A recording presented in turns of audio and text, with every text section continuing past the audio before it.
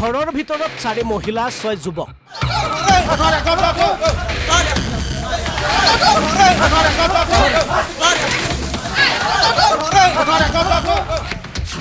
এক ঘণ্টাত 500 টকা।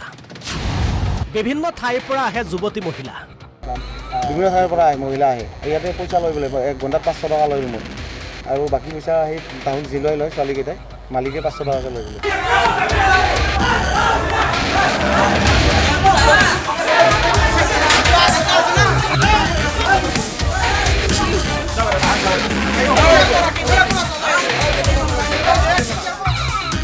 এয়া শিক্ষানগৰী পাঠশালাৰ দৃশ্য।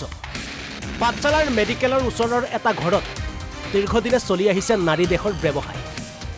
বিভিন্ন ঠাইৰ পৰা যুৱতী মহিলা আহে ঘৰটো, আহে বহু পুৰুষ।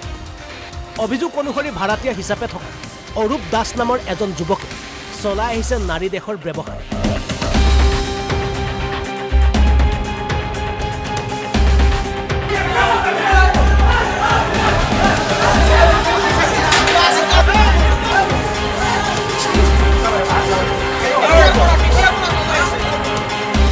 বিপুল বড়ো নামৰ এজন দালালৰ জৰিয়তে বিভিন্ন পক্ষক মেনেজ কৰি এই নাৰী দেহ ব্যৱসায় চলাই অহাৰ অভিযোগ উত্থাপন হৈ আহিছে। স্থানীয় ৰাইজে এই ঘটনা বহুদিনৰ পৰা লক্ষ্য কৰি আছিল। অৱশেষত শুকুৰবাৰে ঘৰটোত অভিযান চলাই বজালীৰ বজৰং দলে ঘৰটোৰ ভিতৰত হাতেলোতে ধৰে 4 যুৱতী মহিলাৰ লগতে 6 যুৱকক। অৱশ্যে ইয়াৰে 4 যুৱক পলাই যাবলৈ সক্ষম হয়। অৱশেষত বজৰং দল তথা ৰাইজৰ সহযোগত আৰক্ষীয়ে অৰূপ দাস অৰূপৰ পত্নীৰ লগতে আটাইকেইজনক আটক কৰিবলৈ সক্ষম হয়।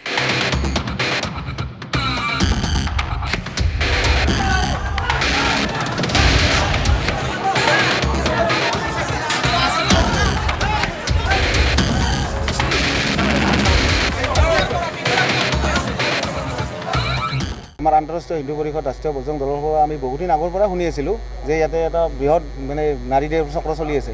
আজি আমি ৰাইজৰ সহযোগত আমাক খবৰ দিলে ৰাইজে, আৰু নানান ধৰণৰ মানুহে খবৰ দিলাক, বহুত অসুবিধা পাই আছে, মানুহবিলাকে কমপ্লেইন দি আছে আমাক। তাৰে কাৰণে আহি কিনে আমি এইটো নাৰী দেহটো উৎখাত কৰিলোঁ। ছোৱালী 4জনী আৰু ল'ৰা আছিল 6জন, তাৰে 4জন পলাইছে, 2জন ধৰা হৈছে। বিভিন্ন ঠাইৰ পৰা মহিলা আহে, ইয়াতে পইচা লৈ লাগিব, 1 ঘণ্টাত 500 টকা লৈ ৰুমত, আৰু বাকী পইচা সেই তাহোন যি লয় ছোৱালীকেইটাই, মালিকে 500 টকাকৈ লৈ বোলে। মানে বেয়া লগা কথা আৰু কি ক'ম।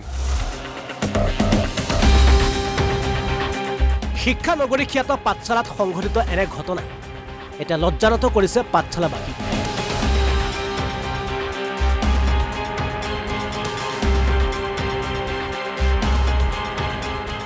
হয়, চাওক, কথা হৈছে কি, আমাৰ পাঠশালা, গোটেই পাঠশালা মহানগৰখন কথা হৈছে কি, এতিয়া মানে শিক্ষানগৰী বুলি য'ত মানে বাহিৰতো প্ৰচাৰ হৈ আছে, কিন্তু শিক্ষানগৰীত এনেহেন কলংক মানে লাগি আছে যে নাৰী ব্যৱসায় গোটেই পাঠশালাখনতে মোটামুটি বিয়পি পৰিছে। গতিকে এইবিলাক ক্ষেত্ৰত যদি এতিয়া প্ৰশাসনেতো যিমানখিনি লাগি আছে, তথাপি স্থানীয় মানুহখিনিৰো সহায় সহযোগ যদি হয়, ভৱিষ্যতে এনেকুৱা আৰু উৎখাত কৰিব পৰা যাব। গতিকে আমি ৰাষ্ট্ৰীয় বজৰং দল বৰপেটা জিলাৰ তৰফৰ পৰা আজি যিখিনি আমি প্ৰচেষ্টা চলে কেনে বহুদিনৰ পৰা আমি চেষ্টা এটা চলাই আছিলোঁ, আজি আমি এইটোত আমি ছাকচেছ হৈছোঁ। গতিকে এনেকুৱা পাঠশালাত যিমান ঘাটি আছে আমি অনাগত দিনত এনেকৈ উৎখাত কৰি যাম বুলি আমি ৰাষ্ট্ৰীয় বজৰং দল বৰপেটা তৰফৰ পৰা আমি এলাৰ্ট কৰিছোঁ। এইটো সমাজখন আচলতে সঁচা কথা, সমাজখন কোনফালে গৈ আছে এইটো এটা ডাঙৰ প্ৰশ্ন। কথা হৈছে কি, আজিকালি যিবিলাক আমাৰ পঢ়ি থকা যুৱতী, সেইবিলাক যিবিলাক কাৰ্যক্ষেত্ৰত মানে এইবিলাক মানে জড়িত হৈ আছে, এইবিলাক কাৰ্যত জড়িত হৈ থকাটো আমাৰ খুব মানে নিন্দনীয় কথা, আমাৰ কাৰণে লজ্জাজনক কথা। কাৰণ যিবিলাক ষ্টুডেণ্ট তেওঁ পঢ়া পাতি কৰক বা অন্যান্য বেলেগ ভাল দিশত আগবাঢ়ক, কিন্তু এইবিলাক দিশত আগবাঢ়ি যোৱাটোতো আমি নাভাবোঁ যে এইবিলাক ক্ষেত্ৰত আগবাঢ়ি থাকক। নিশ্চয় আমাৰ ফালৰ পৰা আমি উচিত তদন্ত কৰি কেনে উচিত শাস্তি দিব লাগে বুলি আমি আইনকো আমি দাবী উত্থাপন কৰিছোঁ। গতিকে উচিত শাস্তি প্ৰদান কৰক, আমি আইনৰ ওচৰত এইটো মানে নিশ্চয় আমি এই ক্ষেত্ৰত আমিও আইনী ব্যৱস্থাৰ কাৰণে আমিও এজাহাত দাখিল কৰিম আমাৰ ফালৰ পৰা। গতিকে বিভিন্ন জেগাত যিবিলাক আৰু মানে এইবিলাক ঘাটি আছে গোটেইবিলাক উৎখাত হওক, আৰু যিবিলাক আজি উৎখাত হৈছে এইবিলাকৰ মানে ওপৰত এটা উচিত শাস্তি বিহক। বজালীৰ পৰা ডিম্পল তালুকদাৰ, অসম লাইভ 24।